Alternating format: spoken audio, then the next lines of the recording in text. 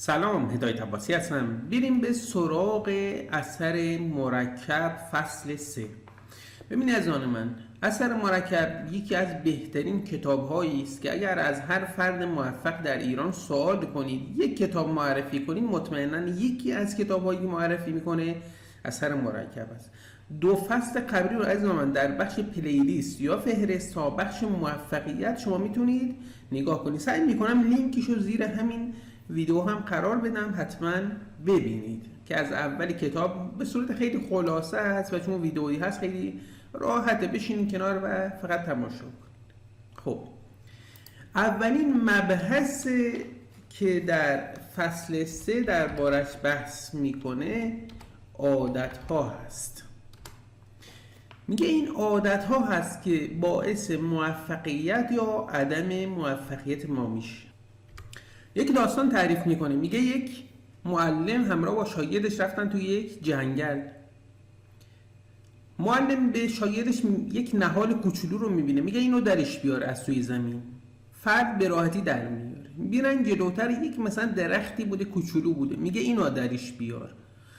تلاش میکنه، با سختی درش میاره. بعد میره به یک درخت تنومند میرسه، میگه حالا اینو درش بیار. و فرد اصلا نگاش میکنه، میگه اصلا امکان نداره، من نمیتونم. و میگه چی؟ میگه این عزیزان عادتهای شماست که هر چقدر ریشش بزرگتر بشه دیگه سختتر میشه اینها رو در آورد. اولی که نشدنی نیست، هر کار شدنیه، ولی میگه بیاین از ابتدا روی چیزهای خوب عادت کنیم. ارسطو میگه ما همانی هستیم که دائم انجام میدهیم. میگه اون کارهایی که انجام میدهیم خود ما هستیم. و دوباره یک داستان تعریف میکنه، میگه مردی سوار بر اسبی 4 نه میرفت. یک نفر ازش پرسید کجا میری؟ گفت نمیدونم، از اسب بپرس. میگه این اسب همون عادتهای ما هستن، ما سوار بر عادتهامون هستیم و جلو میریم. مهم این هست که این عادتها عادتهای خوبی باشن یا بد. و میگه نباید افسار زندگی خودمان را به دست فرد دیگه‌ای بدهیم. اگر افسار زندگی خود را در دست بگیریم میتوانیم آن را به مسیری درست هدایت کنیم. مثلا میگه ما عادت کردیم مثلا روز 2 بار مسواک بزنیم. اگر داخل ماشین نشسته باشیم، آیا وقتی که روی صندلی میشینی آیا کمربند رو میبندی یا نمیبندی؟ این یک عادت خوب یا بد هست. اگر همیشه عادت کرده باشی که کمربند رو ببندی، این تبدیل به یک کار ناخودآگاه میشه، خود به خود شما اونو انجام میدید، نیاز به فکر نیست. اما اگر عادت نکرده باشین همیشه این کار انجام نمیدید، وقتی به پلیس میرسید تازه نگاه میکنه که بله من کمربندم نبستم و جریمه میشم. یک نکته جالب میگه افراد موفق لزوماً باهوشتر یا نابغه‌تر نیستن. اینها عادتهایی دارند که باعث میشود مطلع‌تر، هوشیارتر، شایسته‌تر و دارای مهارت بیشتر باشند. و یک موضوع خیلی جالب رو میگه یکی از بازیکنان بسکتبال موفق رو داره مثال میزنه. میگه این فرد چرا موفق بوده؟ چون ایشون در زمان کودکی عادت کرده بوده که هر روز قبل از اینکه به مدرسه بره 500 پرتاب آزاد رو تمرین کنه. ببینید یک عادت خوب که باعث موفقیت شده در آینده. زمانی که کودک بوده 500 بار 500 پرتاب آزاد رو میگه هر روز داشته. ببین از آن بی دلیل واقعا نیست موفقیت ها. میگه میتوانیم هوشیارانه تصمیم بگیریم و آنها را تغییر دهیم. یکی دیگه از نکاتی که دربارش بحث میکنه لذت‌های مقطعی هست. میگه هیچ وقت برای لذت‌های مقطعی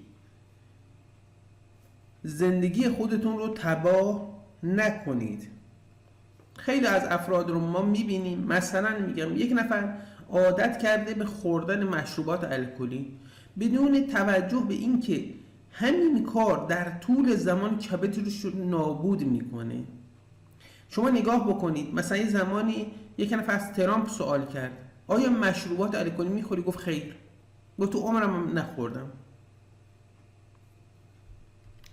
یا یک مثال دیگه میزنه، میگه شما اگر از لس آنجلس به نیویورک پرواز کنید و اگر دماغه هواپیما 1% خارج از مسیر تنظیم شود، در نهایت منجر به 150 مایل اختلاف و خارج شدن از مسیر میشوید و اصلا احتمال داره برید به یک شهر دیگه و یا حتی به یک کشور دیگه برسید با یک تغییر کوچک. نکته بعدی که دربارش بحث میکنه بحث انگیزه است. میگه خیلی مواقع ما باید به دنبال یک انگیزه بگردیم. مثلا شما میخوایی کسب و کار رو اندازی کنی، نیاز به یک انگیزه داری. برو تحقیق بکن ببین مثلا این کار آیا خوب است یا بد هست. اگر خوب است چقدر درآمد داره و وقتی شما فهمیدید چقدر درآمد داره، مطمئنا یک انگیزه خوب خواهد شد برای یک موفقیت بزرگ. تلاش میکنید، زحمت میکشید، پس انگیزه بسیار به شما کمک میکنه. یک مثال جالب رو میزنه، میگه به یک نفر گفتن که آقا این مثلا $20 رو بگیر رو این تخته راه برو. تخته رو گذاشتن روی زمین، گفتن راه برو. میگه راه رفت. گفتن حالا اگر ما همین رو برداریم بذاریم بین 2 ساختمون بزرگ و گفتیم روی همون راه برو، آیا حاضری با همون $20 بری؟ میگه نه. اما میگن خب حالا اگر همین شما فکر کنید رو اون ساختمون و یکی بچه‌تون هست و الان ساختمون داره آتش میگیره، آیا باز رو اون تخته راه میری یا نه که بسیارم خطر داره؟ میگه بله این کار رو انجام میدم. پس متوجه خواهیم شد که از ما بعضی مواقع نیاز به انگیزه داریم. اگر انگیزه داشته باشیم کارهای بسیار خطرناک هم حاضریم انجام بدیم.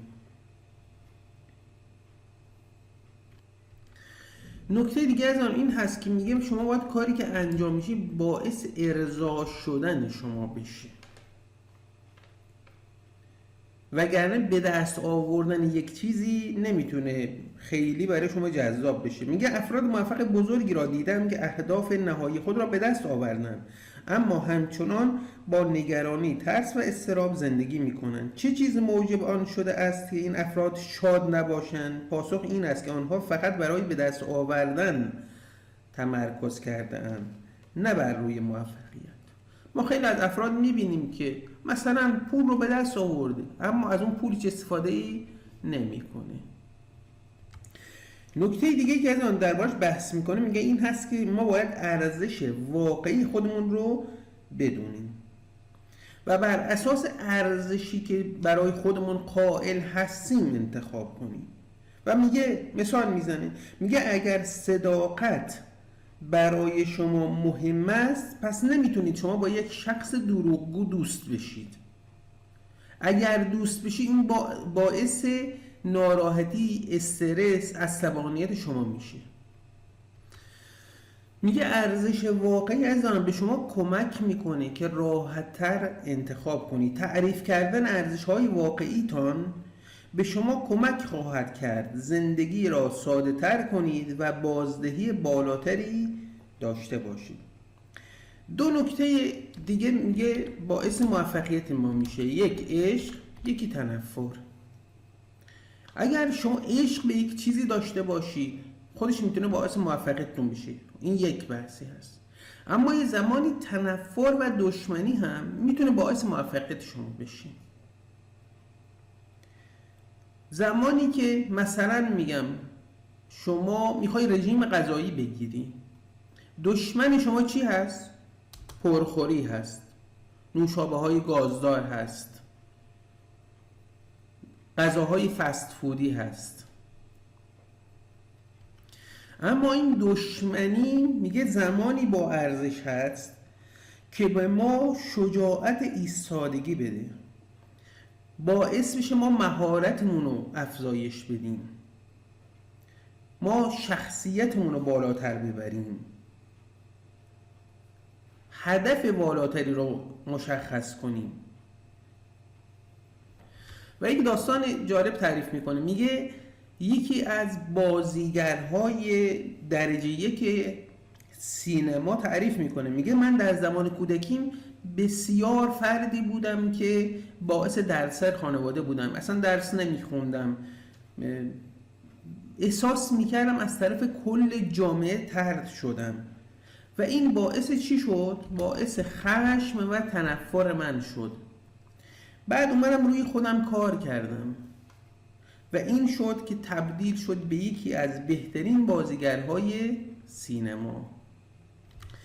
نکته بعدی که بسیار تمرکز داره و مهم میدونه این هست که میگه شما باید در زندگیتون فرقی نمیکنه، زندگی زناشویی باشه، در کسب و کار باشه، در ورزش باشه، در هر چیزی، میگه شما هدف داشته باشید، هدفتون رو مشخص کنید و نکته مهمتر اینه که این هدف رو از آن روی کاغذ بیارید. ببینید من خودم یکی از کارهایی که انجام میدم همین هست.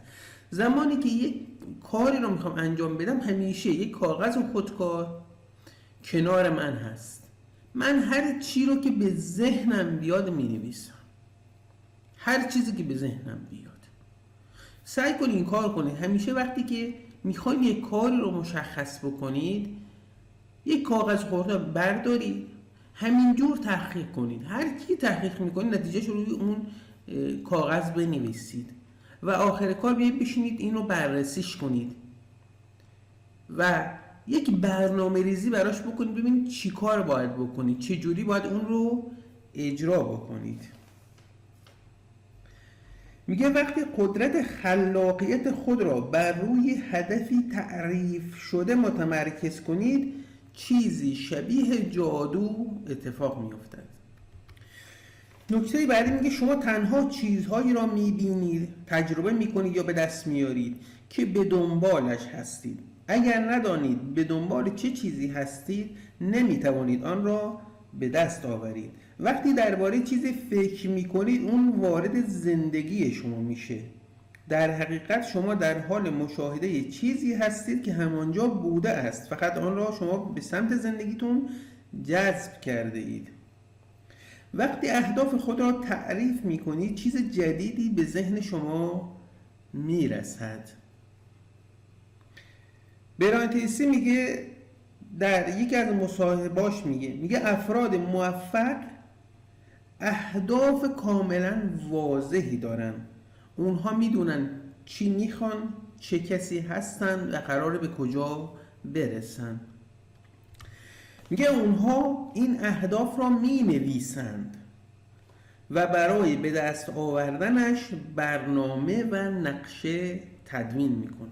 دقیقاً از اون نکته که بهتون عرض کردم، باید شما هدف رو مشخص کنید و بعد نقشه راه رو مشخص کنید. از یک جایی هم باید از آن شروع کنید. خیلی از افراد هدف رو دارن برنامه‌ریزی میکنن اما چیزی که باهاش مشکل از عمل کردنه.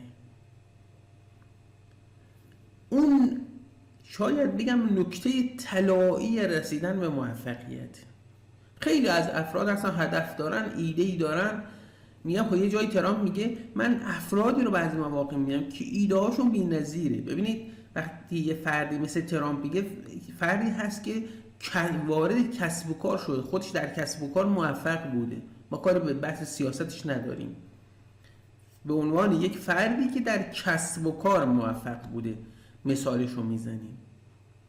میگه خیلی ها رو من دیدم ایده خوبی دارن اما ایده هیچ اجرایی نمیشه. میگه برای رسیدن به موفقیت یک باید اون شخصیتی که نیاز داریم به دست بیاریم. مثلا من میخوام مدیر یک کسب و کار بشم، چه جور شخصیتی باید داشته باشم؟ اون رو باید مشخص کنیم. دوم ما از آن نیاز داریم یک سری رفتارها انجام بدیم و یک سری از عادتهامون رو ترک کنیم برای رسیدن به موفقیت.